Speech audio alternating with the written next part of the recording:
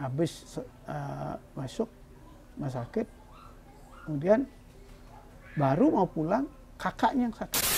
Sudah mata tiang buta, buta, tidak begitu bagus melihat. Itu karena penyakit atau karena? Enggak, itu udah tidak tahu kita. Justru sekarang semenjak jadi Sulingih kita harus lebih turun. Ada pemikiran yang arogan itu supaya jangan. Karena apa? Membumi, ya, karena apa? Karena menjadi Sulingih adalah dari konsep Ramia menuju ke Sulingih, membuat upacara. Dia bilang harus tambah ini, harus tambah itu. Tapi dia tidak tahu maknanya. Dia tidak tahu maknanya. Karena Sulingih juga manusia.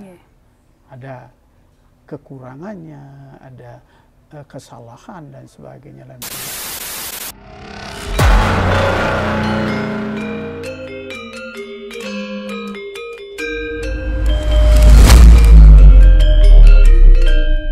Selamat sore Tribuners, bertemu lagi dengan saya Ana Agung Sri Kusniarti. Kali ini bersama Ida Resi Bujangga dari Sesetan akan menjelaskan ihwal kisah beliau dari Wolaka hingga menjadi seorang Sulingih. Baiklah, sebelum kita memulai perbincangan hari ini, izinkan saya menghaturkan pangastungkara panganjali umat. Om Swastiastu. Swastiastu, Ida Resi. Mungkin yang pertama ingin diketahui oleh teman-teman Tribuners, artinya Ida Resi ketika masih Wolaka itu kan bekerja di beberapa tempat termasuk menjadi dosen. Mungkin bisa diceritakan seperti napi perjalanannya. Om Swastiastu, para Tribuner semua, semoga semua dalam keadaan sehat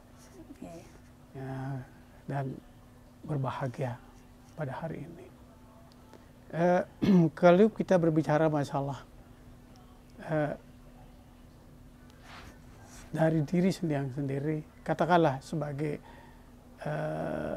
biografi kecil, ya, itu mungkin karena yang sendiri adalah tadinya anak dari petani penyakap, bukan petani pemilik tapi penyakap, sehingga keinginan untuk belajar itu sangat keras sekali walaupun tidak memiliki dana. Karena sebagai penyakap kita bahkan banyak dicibir orang apakah bisa akan sekolah atau tidak gitu, karena sebagai penyakap. Karena dulu sebagai penyakap itu kan berat sekali. Nah, sehingga hidup pada waktu itu sama sekali tiang mengenal tentang makan nasi itu adalah setelah tahun 80-an. Sebelumnya itu masih konsep makan nasi yang disebut orahan moran. Orahan kan apa? Itu campur, nasi campur, yaitu campur jagung atau campur ketela.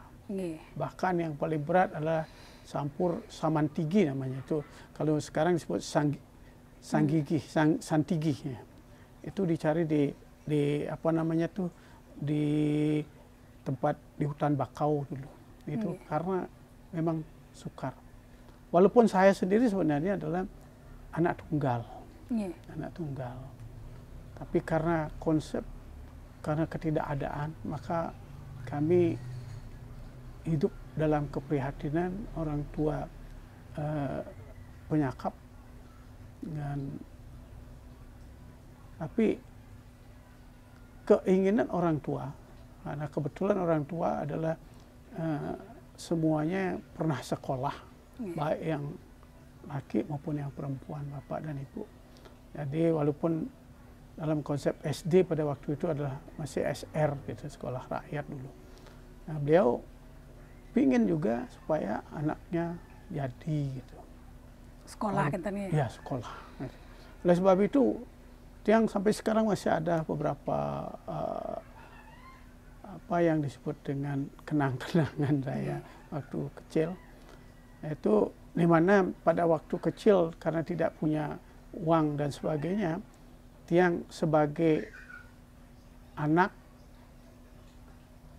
laki tetapi berperan juga sebagai perempuan.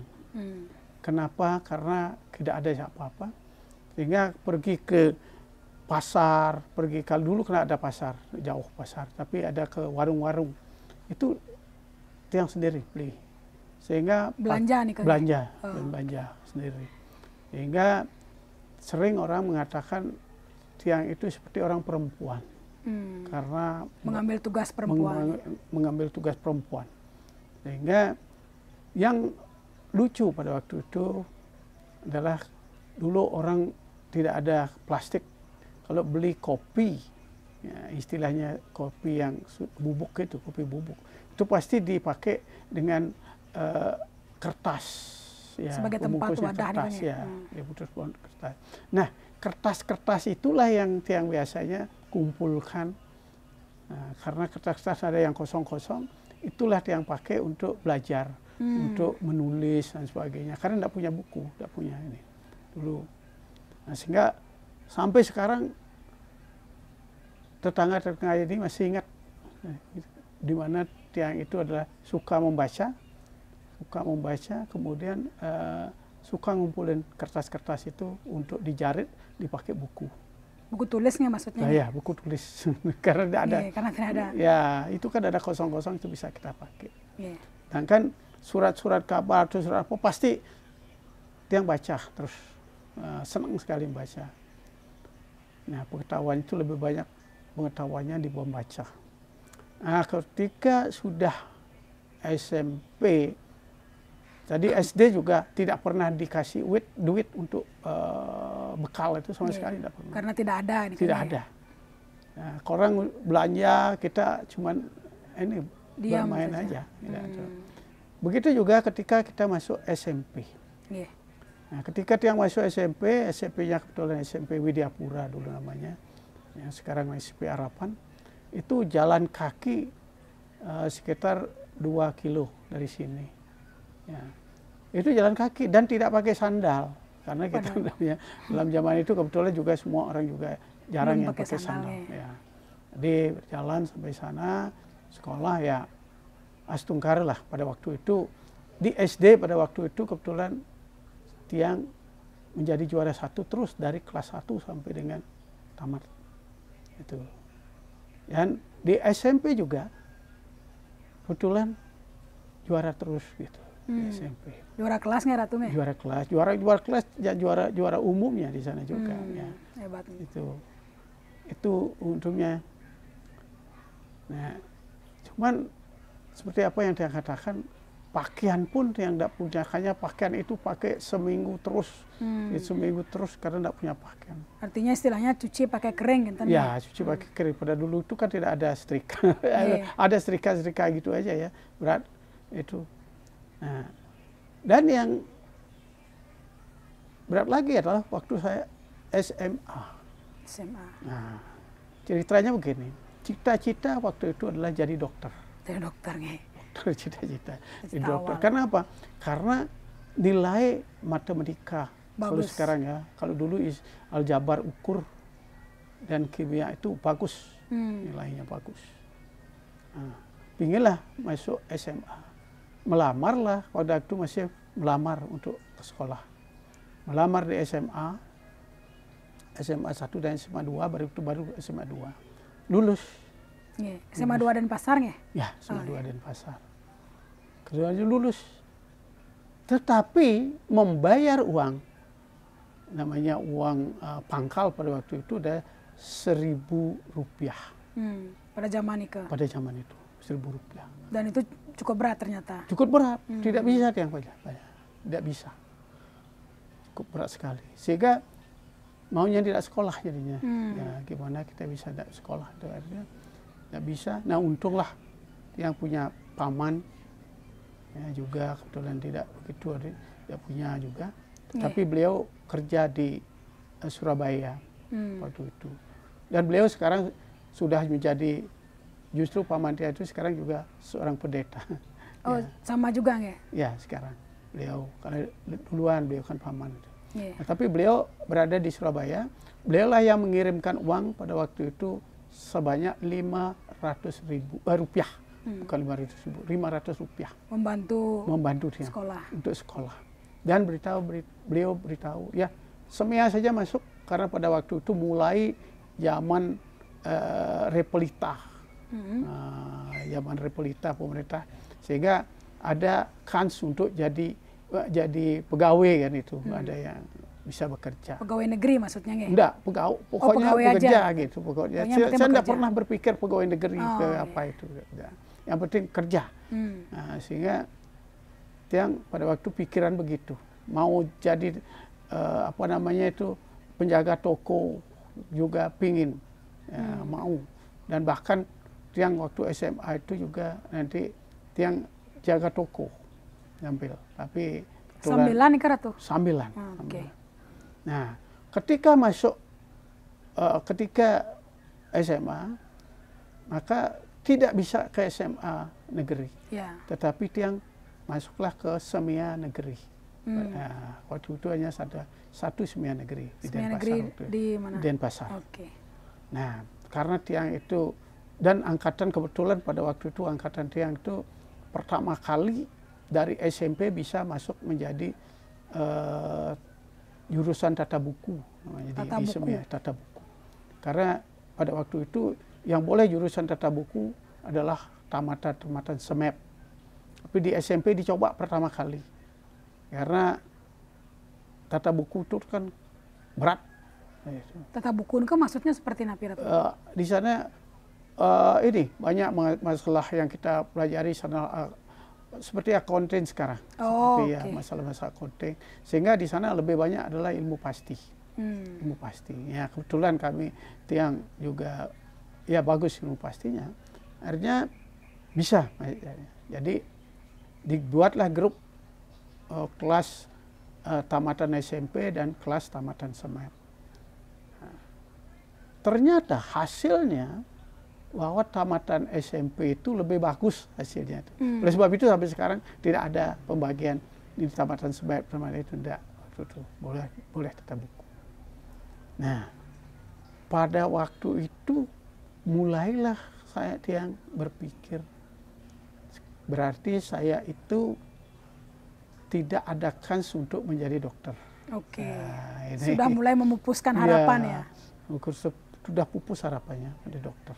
Selain karena juga dana ya, karena dana. Padahal kalau dari segi kualitas diri SDM mumpuni. Nah, di SMA itu waktu yang sudah di SEMIA itu juga karena tidak ada dana. Sekelas lucunya adalah kita pakai celana, celana panjang. Karena di sana ketat sekali, celananya tidak boleh pakai kantong samping, kantong depan, tetapi kantong samping. Padahal zaman itu ada tren untuk kantong depan. Nah, Tiang punya satu celana panjang putih warnanya, masih ingat. Kantongnya kantong depan. Karena apa? Karena supaya bisa dipakai untuk jalan-jalan, bisa dipakai sekolah. Maka dirobeklah di sebelah pinggirnya. Di depan. Ya, supaya ada kantong. Dirobek sendiri ya? Ya, dirobek sendiri. Buat kantong. Buat robek. Pagi kita sekolah, kita jarit.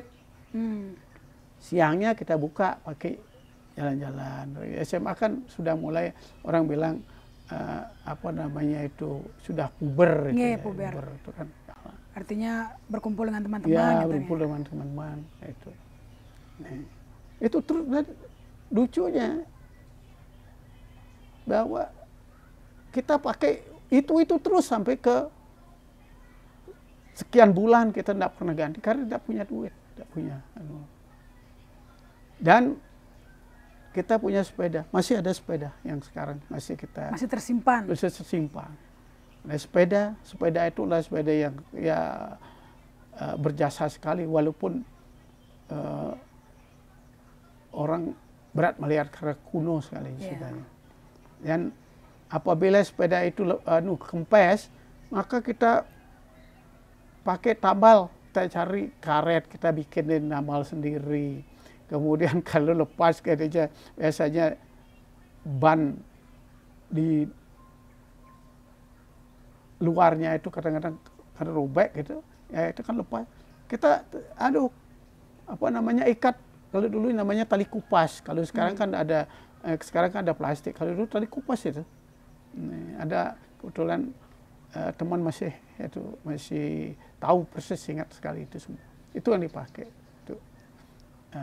Nah, karena tidak ada, tapi keinginan sekolah tinggi. Keinginan sekolah Ratu tinggi gitu. Tinggi sekali. Nah, tamat dari SMA atau SMEA, maunya kerja, belum ada.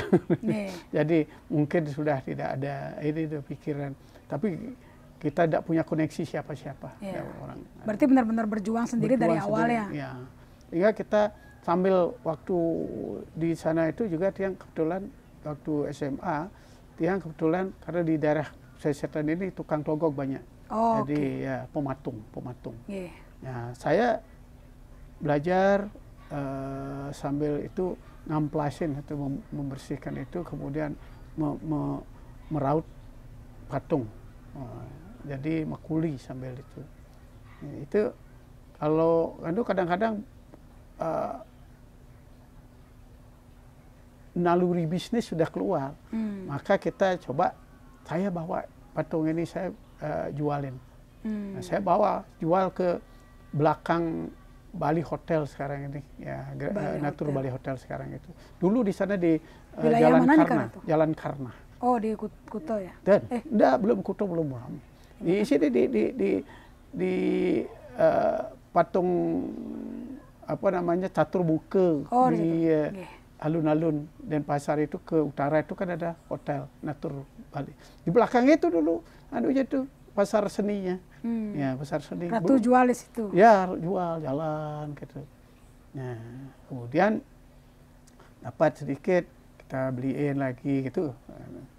Nah, di sana lah kita pakai kan. Kemudian ada yang menawarkan yang kerja di sana sambil apa namanya tuh, sambil sekolah, kerja menjaga menjaga toko.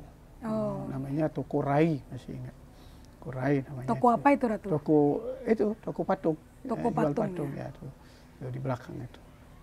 Tapi kan jual patung itu kan belum tentu dapat uang ya, karena ada yang belanja, ada yang tidak belanja. Gitu. Jadi tidak pasti ya, Ratu? Tidak pasti, dan sampai berhenti pun yang tidak pernah dapat gaji itu.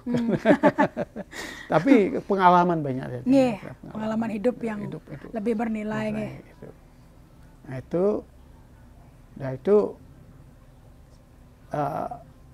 akhirnya mulai bekerja tahun berapa? Itu sudah Tiang SMA kelas 3, mulailah Tiang bekerja di asuransi Bumi Putra.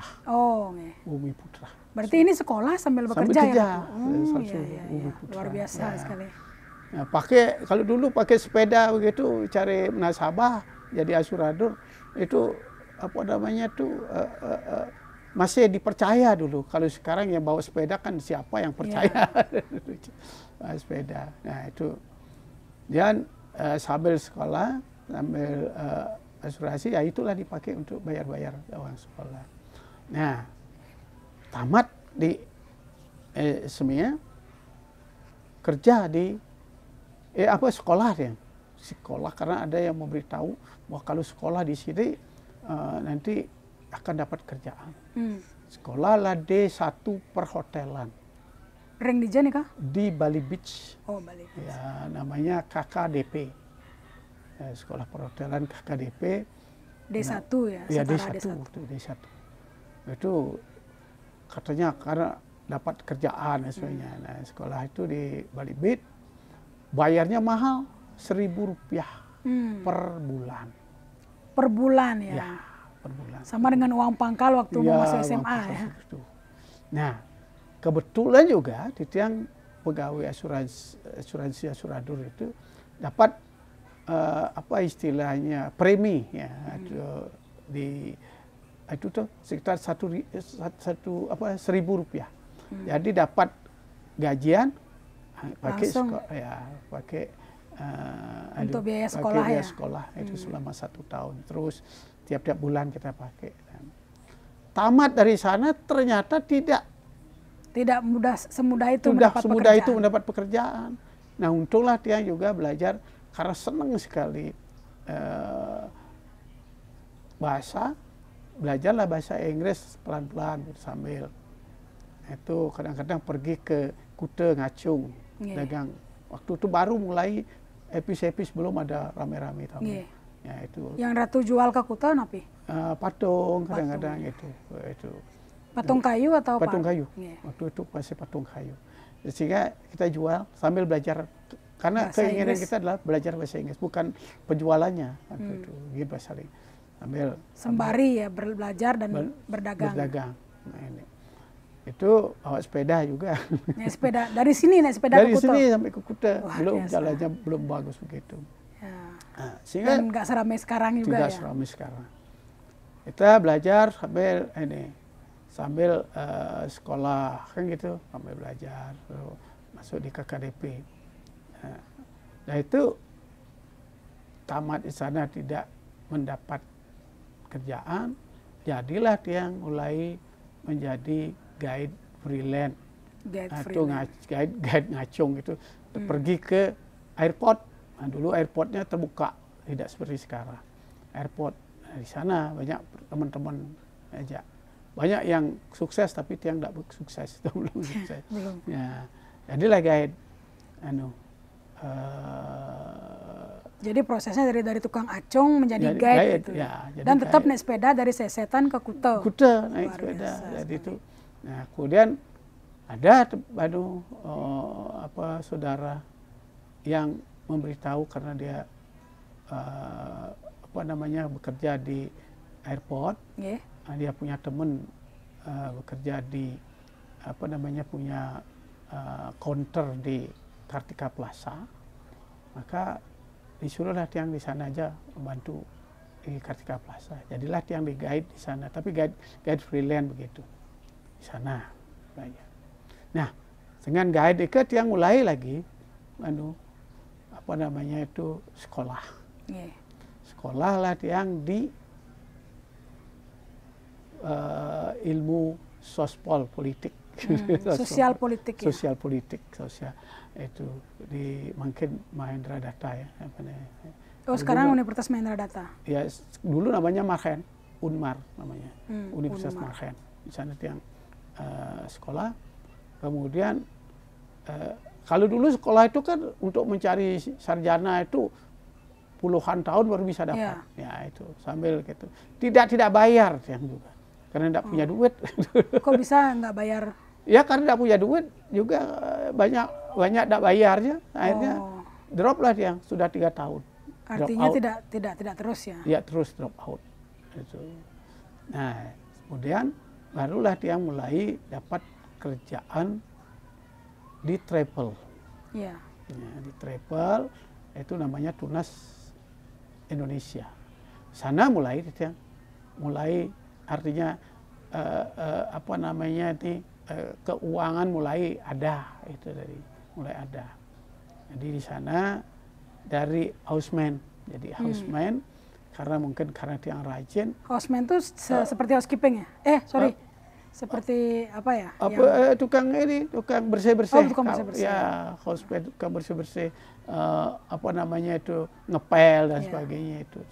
Tapi di tiang pada waktu itu karena jauh di Sanur, di Balibit tepatnya, bawa sepeda kan jauh sekali.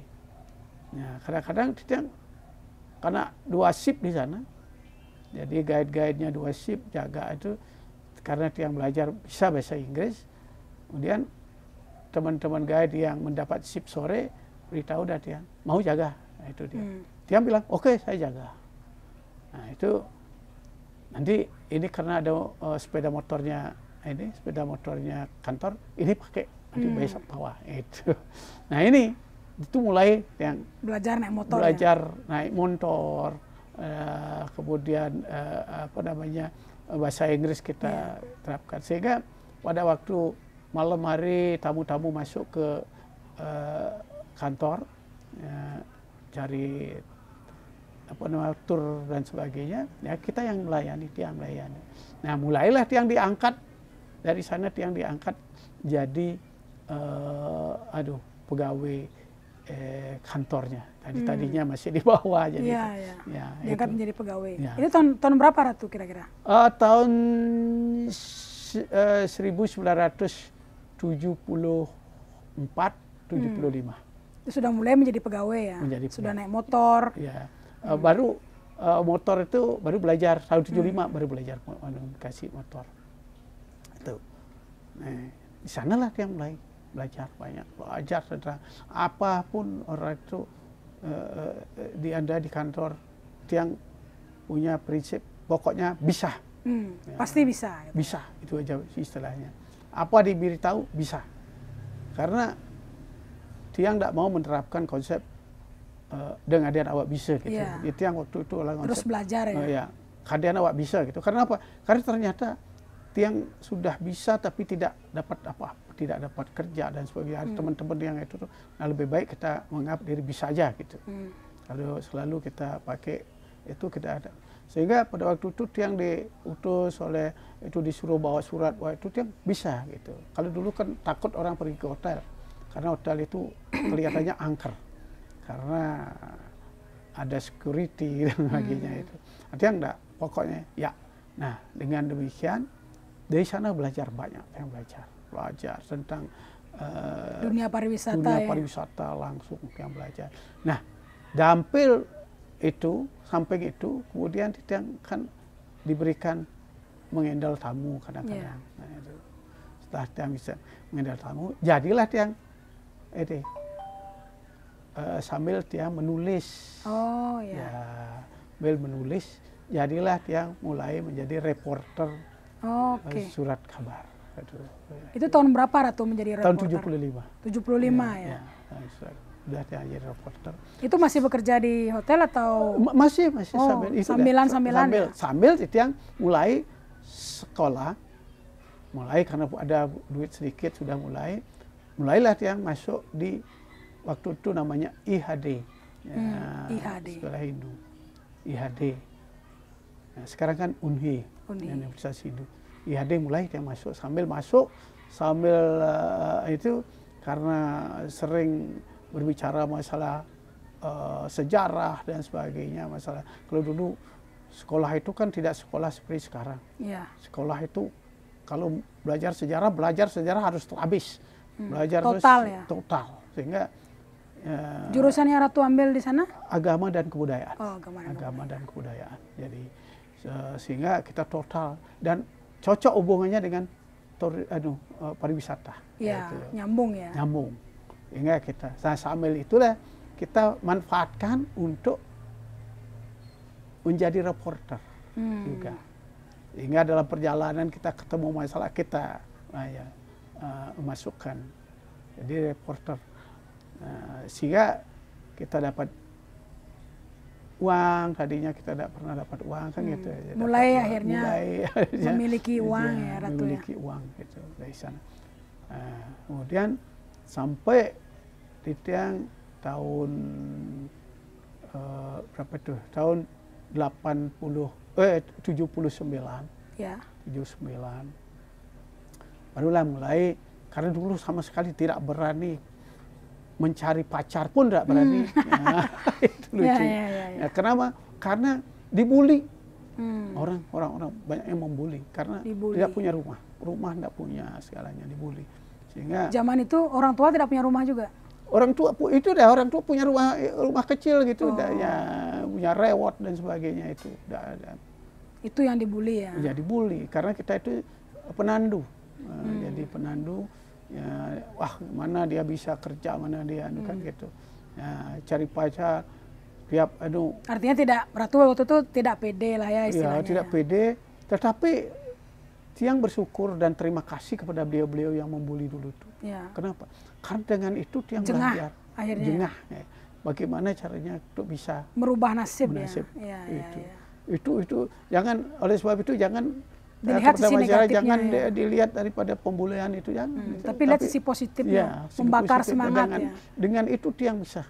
Gitu. Ya, walaupun karena terus terang apa yang katakanlah pacar yang itu yang kita cari, itu yang anak-anak itu ya baiklah dengan kita gitu. Tapi yang itu tuh adalah tetangga, orang tua yang gitu-gitu itu biasanya yang karena melihat kita tidak punya masa depan, tidak punya masa depan. Artinya itu yang Ratu gunakan sebagai pemacu ya, sebagai pemacu diri. Sehingga yang sambil sekolah yang harus sekolah itu sekolah. Nah tahun 79 mulai yang baru kawin. Jadi kawin di umur, dengan Ratu istrinya. Ya, nah itu yang pun juga mencari orang yang tidak sama kebetulan tidak ada, karena kebetulan beliau orang tuanya satu jadi ibunya single parent gitu, jadi nggak mungkin saya dibully gitu. Nggak mungkin, nah itu sehingga bisa jalan. Ketika itulah yang mulai juga merubah sistem, karena penyebabnya adalah karena tidak punya. Pinjam uang 150.000 di bank Sanur waktu itu, ya, belum ada LPD, belum ada apa. Nah, itu bank Sanur, juga bank desa Sanur. Nah, kita bikin makanan itu, kalau dulu tuh harus tanpa penyu dan sebagainya, dan memberikan kepada orang.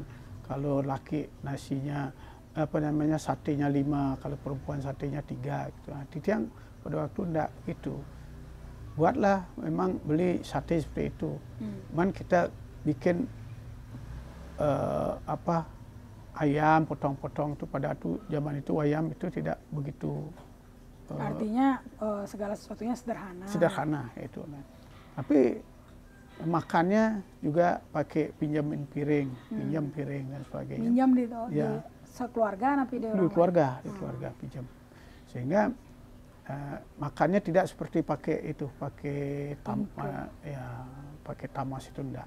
Kita makannya pakai piring. Akhirnya bersih sih kelihatannya. Bersih. Cuman orang pasti akan berkomentar, kita pergi ke sana nggak dapat apa. Biasanya kan dapat pulangnya dapat makanan.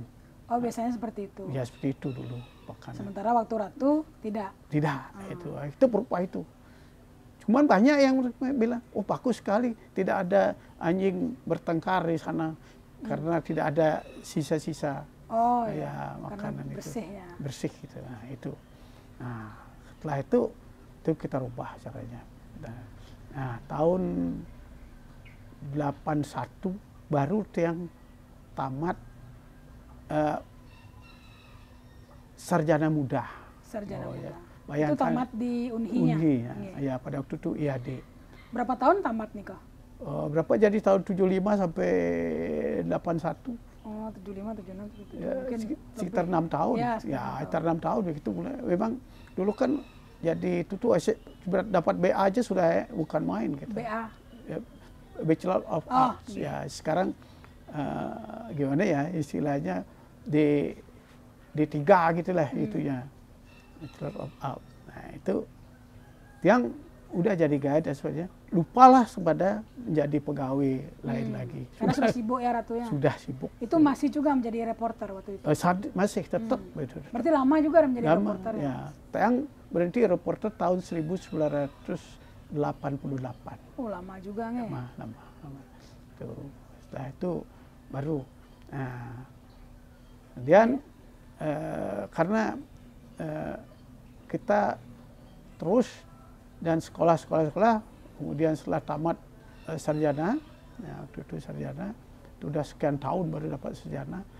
Nah, itu kemudian kesibukan banyak juga, yang di pariwisata banyak kesibukan, dan kesibukan itu banyak sekali di desa juga. Di desa? Di desa. Di desa sebagian apa nih, Kak? Nah, pertama, Titiang waktu masih muda, Titiang jadi pengurus di kepemudaan desa, bukan kepemudaan Banjar aja, budak desa. Oh, di desa juga. Ya, di Banjar juga. Banjar dan desa. Di desa.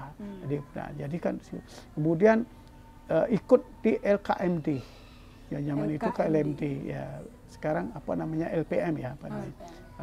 LKM itu. Jadi di bagian pemuda, kemudian bagian organisasi kemasyarakatan seperti pariwisata dan sebagainya. Nah itu berarti aktif sekali ya aktif tuh terus ya, aktif.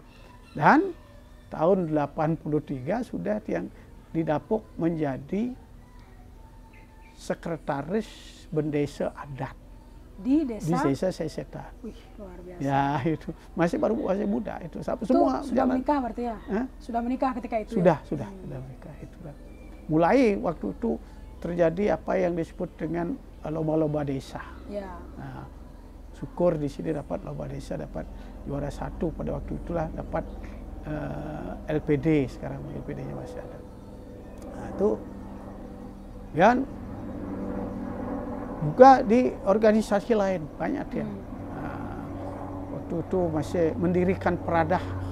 Oh, Peradah ya? Ya, Peradah Indonesia yang di Kaliurang pada itu.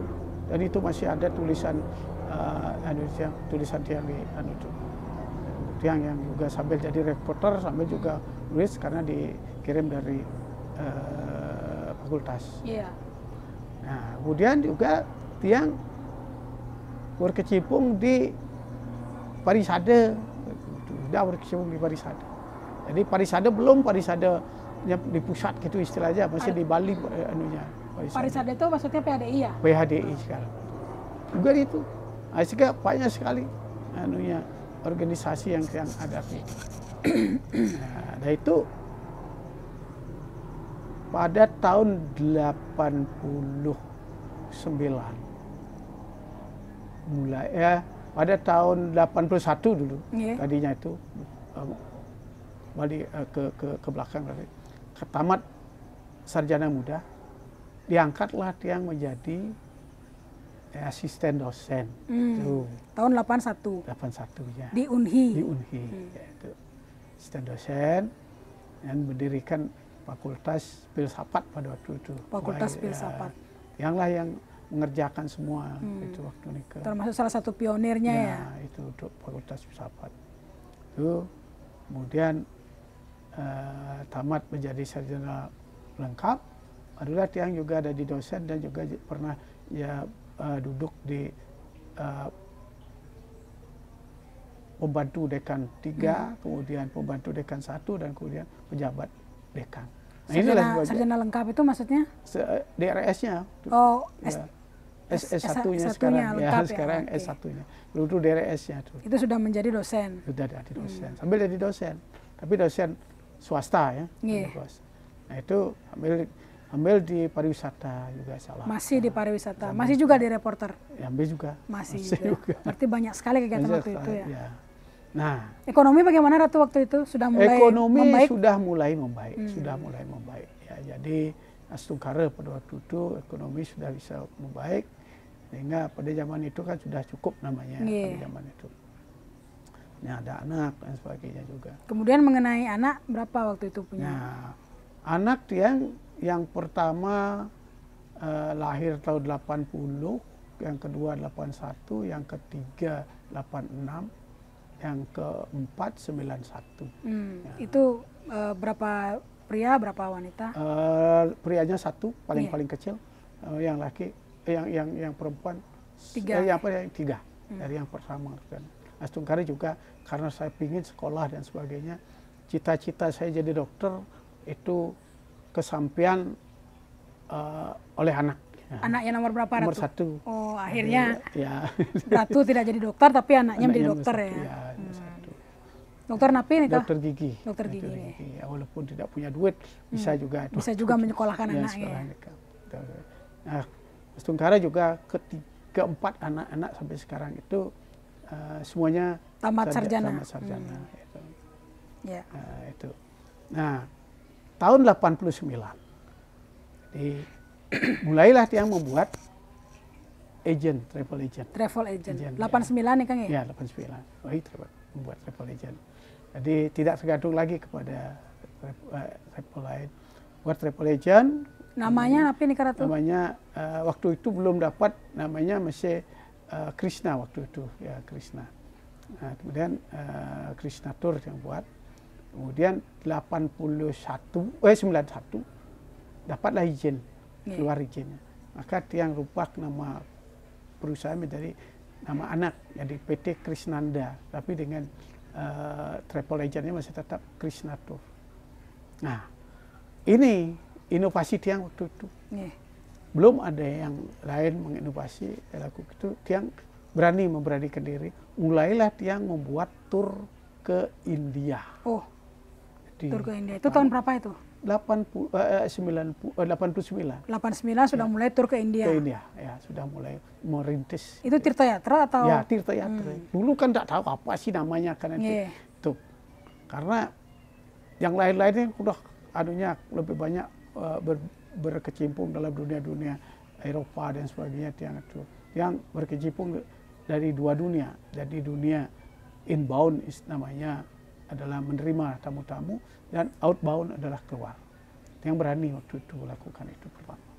Itulah, belum ada yang melirik waktu itu, tidak ada yang tahu. Sehingga tiang sendiri di India mengajarkan mereka selama hampir 4 tahun tiang merintis tempat itu supaya bisa nyaman. Karena dulu berangkat ke sana 10 hari hanya bisa tur di sana aja. Sekarang 10 hari bisa kita tur banyak.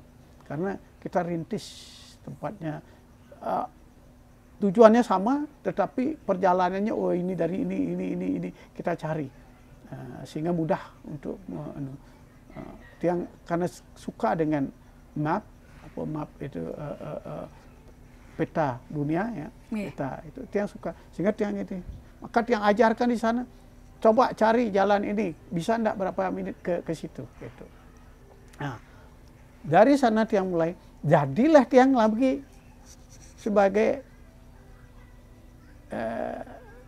berkecimpung di dunia ini, di dunia organisasi lagi, yaitu di Asita ya, Asita Bali.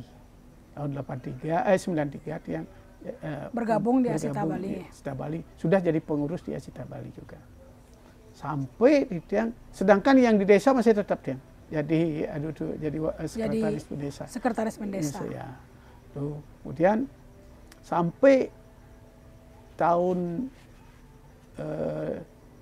itu tiang akhirnya setelah jadi bagian tata krama namanya di Asita Bali, kemudian akhirnya diangkat terus akhirnya terakhir tiang berkedudukan menjadi wakil ketua Asita. Wakil ketua itu Bali nggih? Nggih, Bali itu ya, sehingga kegiatan kan bukan main, banyaknya kegiatan itu tuh. Enggak, tiang juga kemudian dari sanalah mulai cita-cita tiang yang dulu, bagaimana kita bisa keliling dunia. Nah, itu tercapai ya? Ya, tercapai dengan konsep-konsep itulah kita bergerak di dunia pariwisata, sehingga Astungkara seluruh dunia bisa kita Itu boleh tahu Ratu kemana saja ke seluruh dunia, ke negara-negaranya aja? Negara yang dari 4, kan ada 5 benua. Tapi 4 benua yang sudah jalani.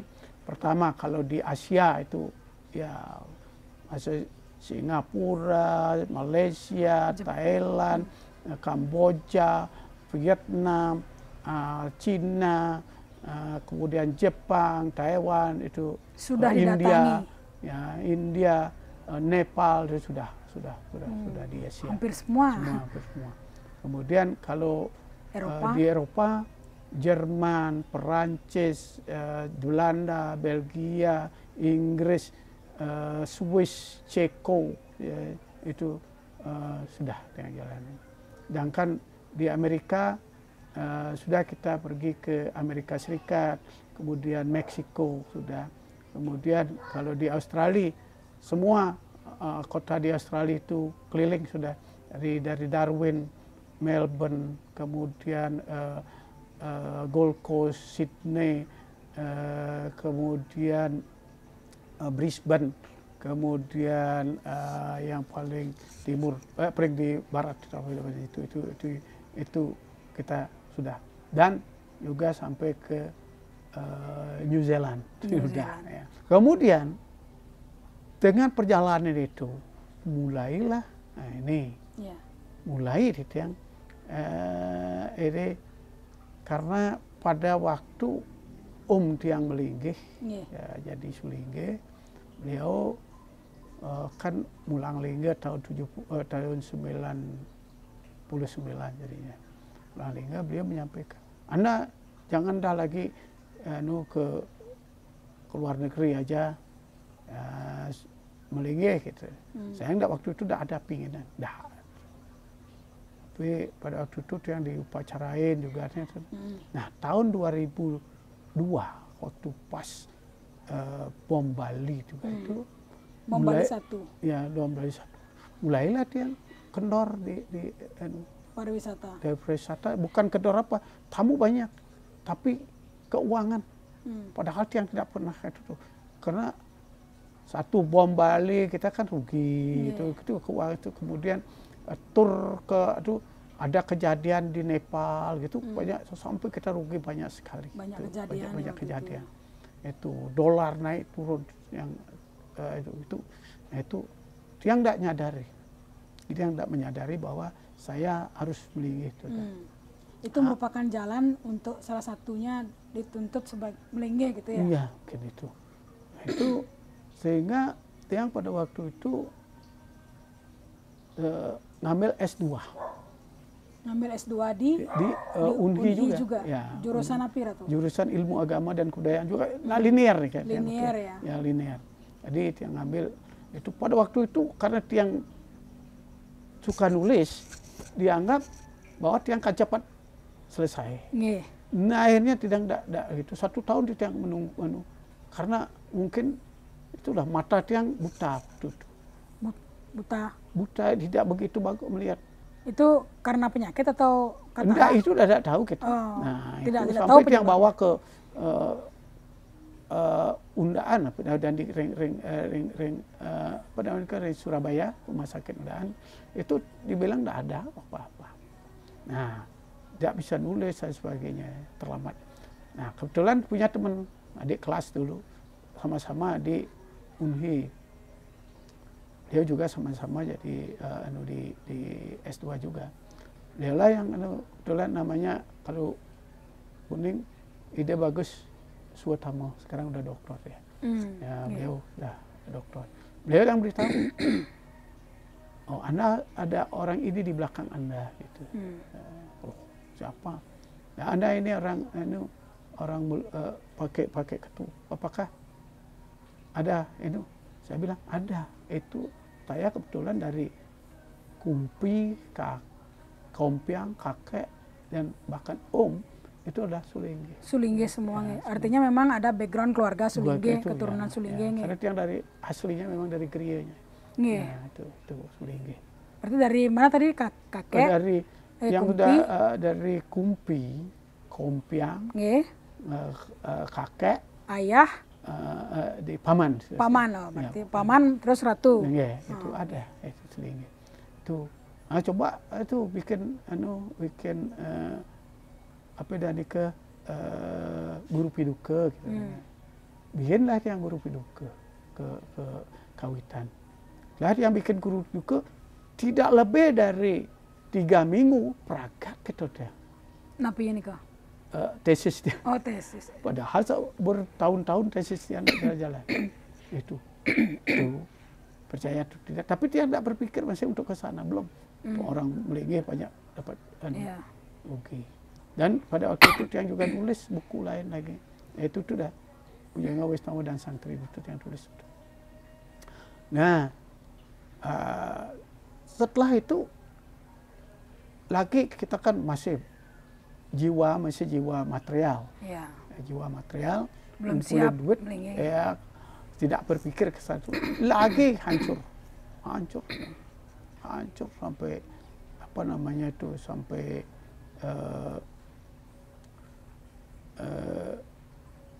rugi banyak sekali. Ya. Itu karena Ratu masih belum percaya melinggih gitu ya? Sampai hancur-hancuran, sampai tanah, sampai apa, mobil habis. Artinya semua aset yang Ratu kumpulkan entah sia-sia. bagaimana habis begitu. Habis Ya. sia-sia. Ya, itu. Memang kalau kita berbicara seperti itu di Bali, percaya tidak percaya, Tidak percaya itu dah. Tiang orang tidak percaya, betul-betul. Saya tidak suka. karena Ratu masih berpikir dunia material, masih Ya, ingin dunia bekerja material. gitu Ya. ya. Kayaknya belum siap juga dari sisi diri dan rohani melinggih waktu itu. Tidak ada pikiran sana. Walaupun tiang itu sekolahnya Memang sekolah yang untuk agama berhubungannya gitu ya. dengan agama. Nah itu.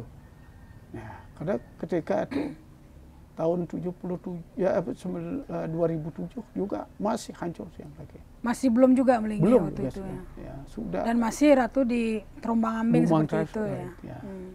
Dan terakhir tahun 2009. 2009. Nah, itu pun itu berat sekali waktu itu. Mana anak yang sekolah di kedokteran gitu sepeda motornya hilang. Ada aja kejadiannya. Ada kejadian. Kemudian yang sama sekali tidak punya duit.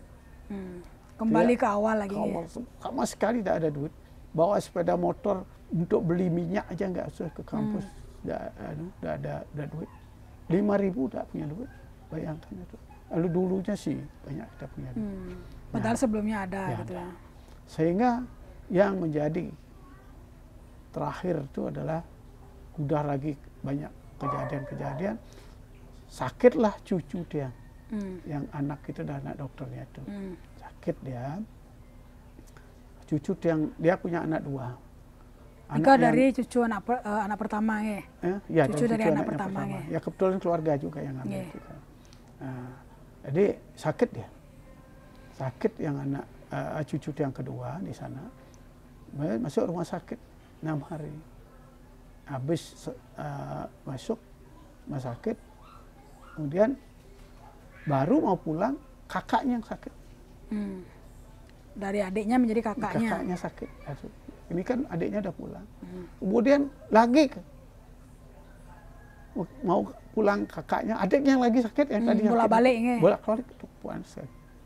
Nah, mungkin kalau saya sendiri karena tidak percaya begitu ya, tidak melakukan itu menantu dan anak-anak itu kan apa namanya warang besan itu dia bertanya, dan pertanyaannya berbeda. Ada yang di Karangasem satu bertanya dari di sini. Bertanya ke orang pintarnya? Ya itu. Ternyata masalahnya adalah saya. Saya tidak mau melinggih dan kalau tidak mau melinggih akan jadi masalah banyak itu. Bagaimana gitu.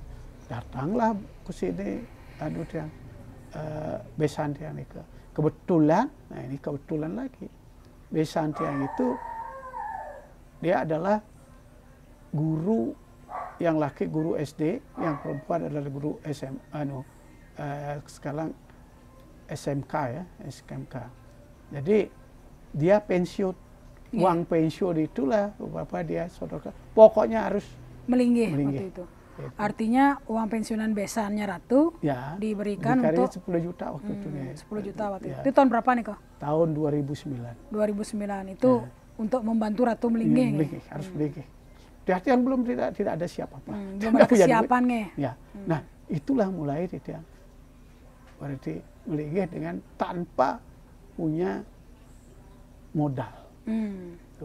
Itu berarti mulai istilahnya kan belajar ke guru nabe dan lain sebagainya. Ya, jadinya kan itu lahirnya kita belajar banyak kata mulai gimana ya. Jadi ya karena kadang-kadang waktu itu dulu dia kan karena mungkin sekolahnya juga agama sehingga kan sudah dianggap lebih bisa lah belajar. Artinya tidak perlu belajar dari nol, tinggal diasah beberapa kemampuan lainnya katanya. Itu. Dan kebetulan dia padahal tidak tahu apa-apa, tidak tahu mantuk dan sebagainya. Dengan demikian baru belajar kok bisa dalam 1 bulan itu sudah. Artinya cepat bisanya Ratunya. Bisa. Nah, itu dia tidak tahu. Nah itu kejadian yang percaya atau tidak yang kita sehingga itu yang punya konsep sampai sekarang. Karena dia yang pernah menjadi orang miskin dan memang jadi orang miskin. Dia tahu persis bagaimana orang itu merasa berat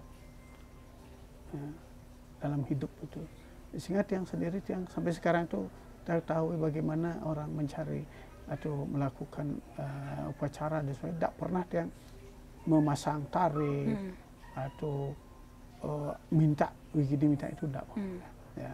Artinya Ratu menjalankan dengan seikhlasnya. Seikhlasnya. Ya, sehingga dalam jangka waktu hampir 12 tahun ini orang apa namanya itu geria masih tetap begini.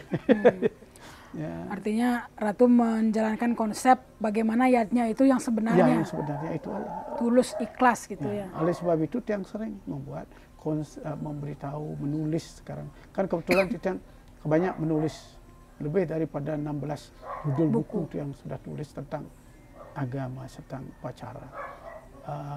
Bahkan yang masih sekarang buku yang ada itu ada 6 buku yang belum dicetak, yang sudah siap cetak itu.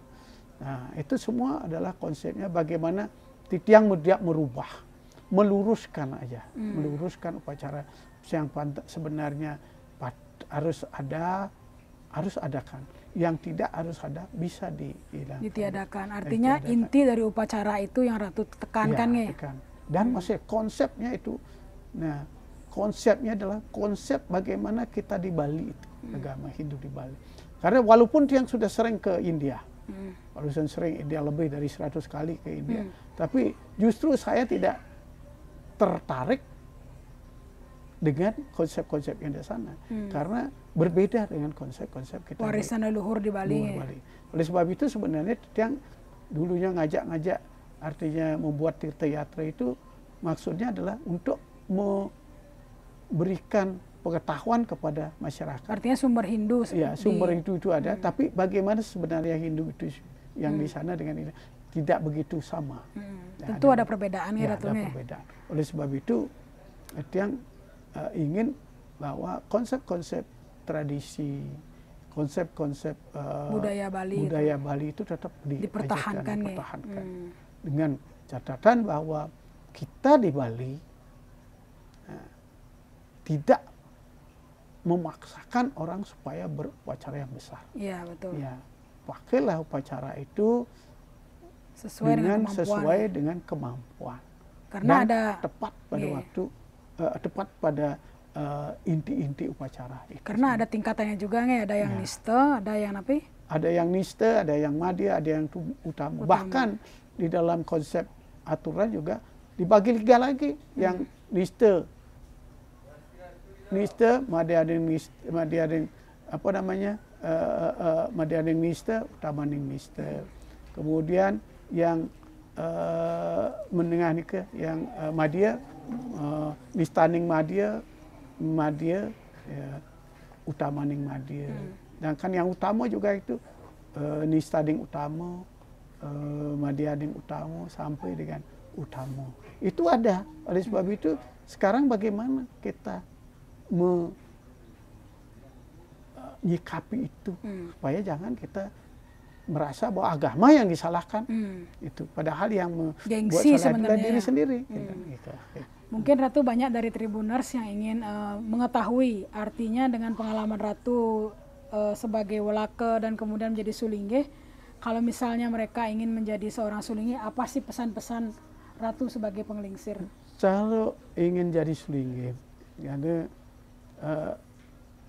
pertama adalah ikhlas ya, sikap dulu ya. Sikap dalam itu tuh. Jangan kita berpikir harus dihormati dan sebagainya. Arogan ya. Bukan. Kita harus tahu bahwa Sulingge itu sebenarnya kalau buat dia sendiri bahwa justru sekarang semenjak jadi Sulingge kita harus lebih turun pemikiran yang arogan itu supaya jangan. Karena apa? Ya, karena apa? Karena menjadi Sulingge adalah dari konsep Ramia menuju ke Sunia. Jadi tadinya kita merasa hebat dan sebagainya, sekarang kita turunkan semua itu. Karena kita tidak hebat sekarang. Karena masih banyak hal-hal yang harus kita yang lebih besar nih, yang lebih hebat di dunia ini, alam semesta. Dan kita harus bisa menyelesaikan permasalahan.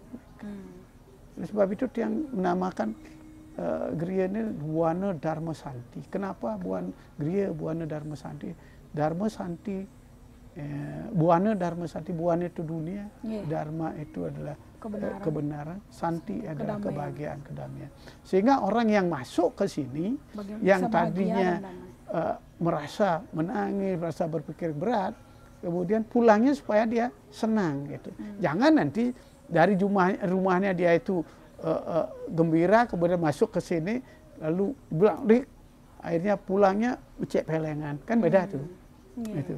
Oleh sebab itu segala sesuatu yang seperti sekarang yang bikin yayasan misalnya, yayasan Pasraman, itu yang adakan apa namanya tuh kepemangkuan, serati, bahasa dan sebagainya, itu semua gratis. Ratu mengajarkan secara gratis nih kepada pemangku-pemangku ini. Iya, gratis, tidak pernah yang tidak mau yang ngasih. Artinya Ratu ingin menularkan ilmu itu secara gratis. Ya, karena kalau kita tularkan sudah ilmu itu secara gratis, maka orang tidak akan berpikir oh harus mencari. Sama dengan kalau kita mencari pekerjaan kemudian di nombok, kemudian kan kita harus mencari supaya bagaimana balance lagi ya, cari itu kutukan. Nah itu yang tidak mau itu, sehingga seperti apa yang ditanyakan tadi, kalau ada orang yang mau begitu, itu ya pertama itu, dan kedua harus taat pada Nabi, kemudian guru Nabi taat, kemudian taat pada peraturan pemerintah, peraturan keumatan, keparisade, keadat dan sebagainya, harus taat itu. Kalau tidak begitu, itu akan menjadi bumerang. Itu. Artinya jangan baru menjadi sulingnya merasa diri paling tinggi, katanya. Paling tinggi, ya itu. Yang pun itu tetap yang kalau tiang pergi ke pura tempat lain, kalau bukan di tiang Muput di sana, saya tidak mau akan diperlakukan khususnya. Ya, diberikan khusus, tidak mau saya. Ya memang kalau tuh apa namanya pasti ya pemangku pasti akan memberikan dan tiang tidak mau kan, tiang Muput untuk ngantem itu tidak mau di sana. Kenapa? Yang bilang beliau yang ada di sana tuh yang punya itu. Tiang kan hanya sebagai tamu gitu. Jadi kita tidak mau arogan. Jadi itu salah satu. Itu pun juga kita sudah merasa bahwa kita belum bisa apa-apa. Gitu. Artinya dari pengalaman Ratu yang mungkin benar-benar dari bawah, bahkan kalau orang dari nol, Ratu udah dari minus gitu ya. Pengalaman yang paling berkesan dalam hidup Ratu Napi? Ya, yang paling berkesan adalah satu, pertama adalah seperti apa yang dia katakan tadi, saya bisa tidak dendam kepada orang, ya, bahkan di tiang hormati mereka yang pernah membuli tiang itu ya, sehingga dengan begitu tiang bisa jadi. Itu satu. Artinya ikhlas Ratu ya? Ikhlas itu dan tidak terpikir lagi. Kemudian yang kedua adalah saya tiang sendiri dari yang tidak punya, dari yang tidak ada apa-apa gitu, bisa ada, sehingga bahkan anak-anak pun bisa sekolah. Yang itu adalah pengalaman yang tak terlupakan ya. Tidak dilupakan. Bahkan dengan demikian maka sampai sekarang yang ada sepeda yang masih sepeda kenangan kuno itu yang itu.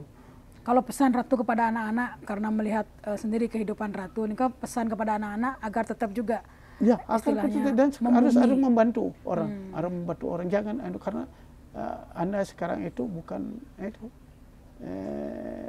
itu bukan milik Anda, karena Anda punya sekarang itu adalah titipan.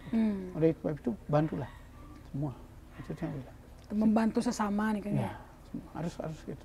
Oleh sebab itu ya asung harus anak-anak tidak itu, ya mengikuti semua itu. Ya. Itu.